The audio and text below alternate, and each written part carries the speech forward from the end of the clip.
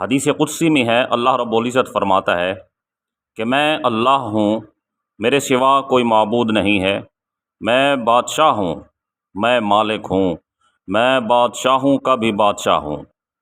بادشاہوں کے دل میرے ہاتھ میں ہیں، لہٰذا جب میرے بندے میری اطاعت و فرما برداری کرتے ہیں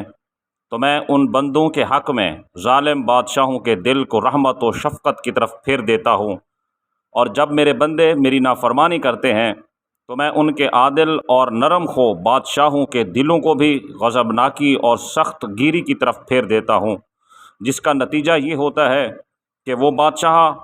اپنی اس قوم کو سخت عقوبتوں میں مبتلا کرتے ہیں۔ اس لیے ایسی صورت میں تم اپنے آپ کو ان بادشاہوں کے لیے بد دعا کرنے میں مشغول نہ کرو، بلکہ میری بارگاہ میں آہو زاری کر کے گڑ گڑا کر اپنے آپ کو میرے ذکر میں مشغول کرو، تاکہ میں تمہارے ان بادشاہوں کے شر سے تمہیں نجات بخشوں۔